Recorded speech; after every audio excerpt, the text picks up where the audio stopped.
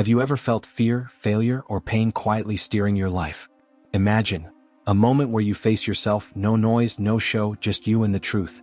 Marcus Aurelius said, "The pain is not due to the thing itself, but to your estimate of it." In this video, I'll show you how to turn your deepest challenges, fear, failure, or loss, into inner strength, using lessons from Stoic philosophy.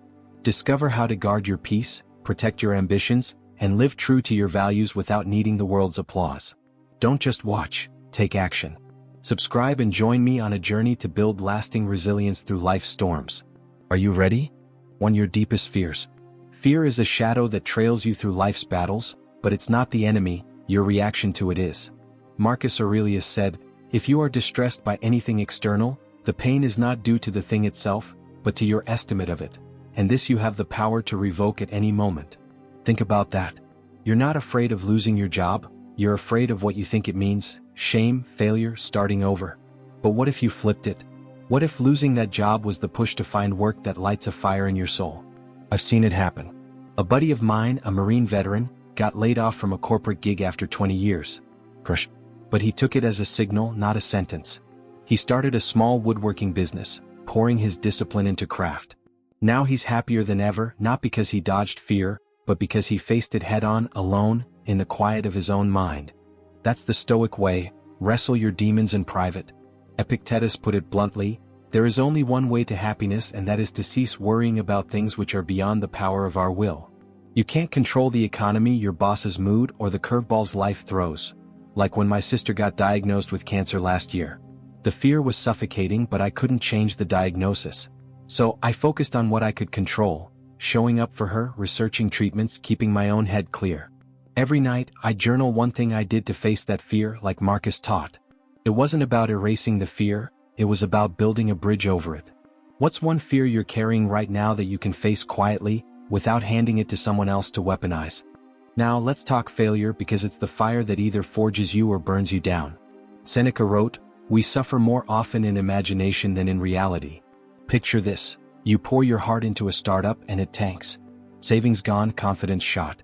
I know a tech CEO in Silicon Valley, let's call her Jane, who lived this. Her first company flopped spectacularly. Investors bailed and she was left staring at a mountain of debt. But Jane was a Stoic at heart, even if she didn't call it that. She didn't post her despair on social media or beg for sympathy. She sat with the failure, asked herself, "What can I control now?" and got to work. She took a consulting gig to pay the bills, learned from her mistakes, and launched a second company that's now thriving. The lesson? Failure isn't a verdict, it's a teacher. When you fail, don't broadcast your pain, dissect it. Write down 3 things you learned, then act. What failure in your life is begging you to learn from it instead of running from it? Grief is another beast. It's the wind that knocks you off course and no one escapes it. When I lost my dad, it felt like the ground vanished beneath me. Epictetus said, "What need is there to weep over parts of life? The whole of it calls for tears." Brutal but true. You can't control death, but you can control how you carry the loss. I started small. Every morning I'd light a candle and spend 5 minutes remembering Dad's laugh, his lessons.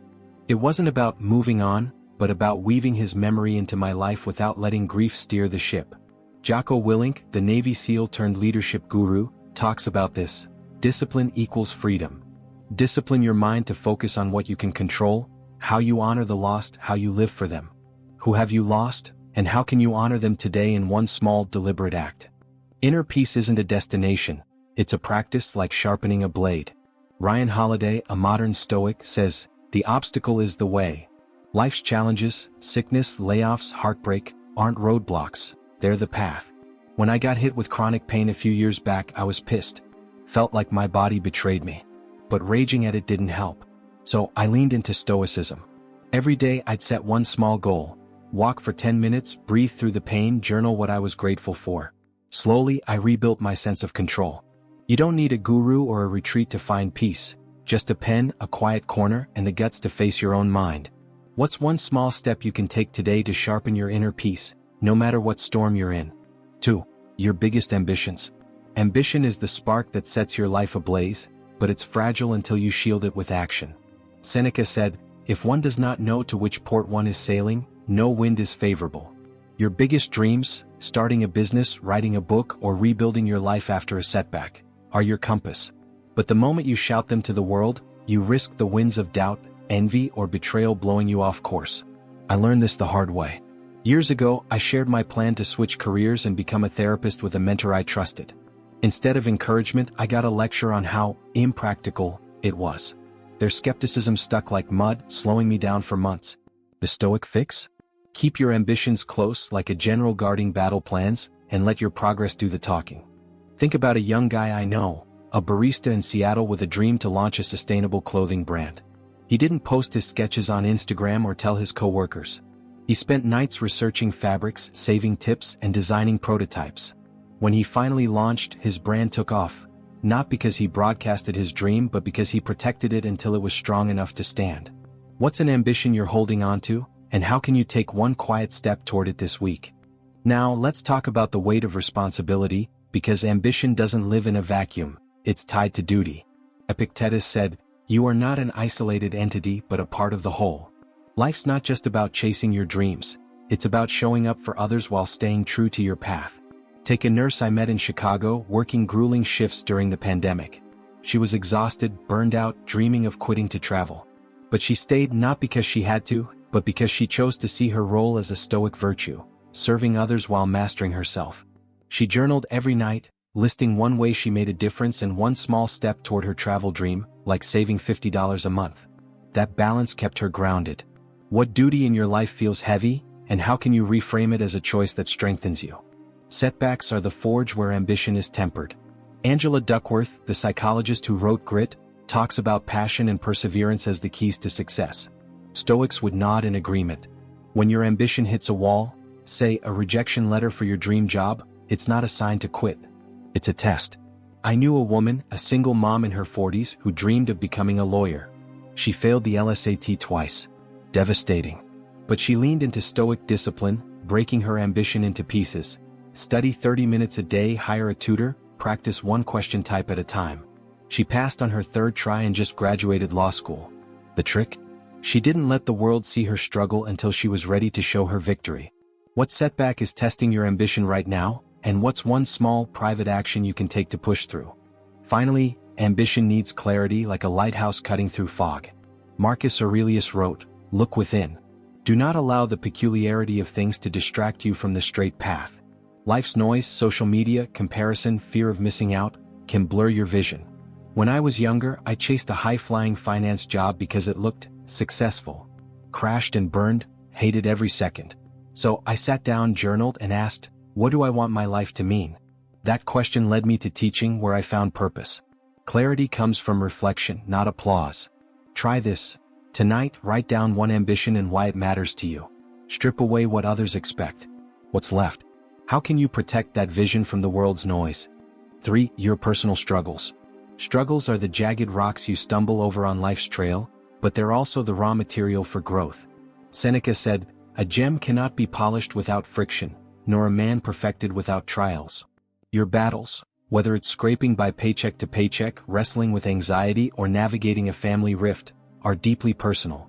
Broadcasting them to the wrong people is like handing your map to an enemy on the battlefield. I've been there. After a rough patch with depression, I made the mistake of sharing too much with a coworker. Next thing I knew, whispers were circling the office and I felt exposed, weakened. The Stoic way is to guard your struggles like a fortress, processing them with discipline and sharing only with those who've earned your trust. Consider a guy I know, a firefighter in Texas who faced a brutal divorce. Instead of airing his pain at the station or online, he leaned into Stoic practice. Every night he'd write, "What can I control?" He could control his fitness, his focus at work, his kindness to his kids. He couldn't control his ex's choices. That clarity kept him steady, and he rebuilt his life without his struggle becoming fodder for gossip. What struggle are you carrying that could benefit from private reflection instead of public venting? Now let's talk health challenges, because they hit like a storm you didn't see coming. Epictetus taught, "Make the best use of what is in your power and take the rest as it happens." When a friend of mine, a teacher in her 30s, got hit with a chronic illness, it derailed her career plans. The pain was relentless, and so was the temptation to seek pity online. Instead, she turned inward. She started a daily ritual, 5 minutes of deep breathing to accept the pain, then journaling one thing she could do, like grading papers for 20 minutes or calling a student's parent. That focus on what she could do, not what she'd lost, gave her a lifeline. If you're facing a health battle, what's one small action within your control today that could anchor you? Financial stress is another beast, a fire that keeps flaring up. Angela Lee Duckworth, the grit expert, says, effort counts twice. Stoics would agree, effort in what you can control is everything. I knew a young couple in Philly, drowning in student debt, barely making rent. The husband wanted to post a GoFundMe, but his wife, a Stoic at heart, said no. They sat down, listed their expenses, and asked, what's in our power? They cut subscriptions, cooked at home, picked up side gigs. Every week, they journaled one win, like paying off $100 of debt. It wasn't glamorous, but it was progress. Their struggle stayed private and their dignity stayed intact. What financial pressure are you under, and what's one controllable step you can take to douse the flames? Then there's the quiet ache of fractured relationships. Marcus Aurelius wrote, be tolerant with others and strict with yourself. When my brother and I stopped speaking after a dumb argument, it ate at me. I could have aired it to friends seeking validation, but that would have deepened the divide. Instead, I journaled, what can I control? I could reach out, apologize for my part, and listen. I couldn't force him to forgive. So I wrote him a letter, owned my mistakes, and left the door open. Months later, we reconciled. The struggle was mine to solve, not the world's to judge. What relationship in your life needs a stoic approach? One disciplined action you can take without inviting outside noise. 4. Your true opinions on controversial topics. Opinions are like wildfire in today's world. Spread them carelessly and they'll burn bridges you didn't even know you had. Epictetus said, we have 2 ears and 1 mouth so that we can listen twice as much as we speak. In a culture obsessed with hot takes, holding your tongue on divisive issues isn't weakness, it's strategy. I learned this during a family reunion when a cousin prodded me about my views on a heated political issue. I shared my thoughts, thinking we could have a real talk. Instead, it sparked a shouting match and we haven't spoken since. The stoic move would have been to sidestep, focusing on what I could control, like keeping the peace. What controversial opinion are you tempted to share, and how might silence serve you better? Let's ground this in a real struggle. Navigating a career in a polarized workplace. Seneca wrote, no person has the power to have everything they want, but it is in their power not to want what they don't have. Picture a young engineer in a tech firm, passionate about social justice. During a lunch break, a debate erupts over a new policy. She dives in, laying out her stance.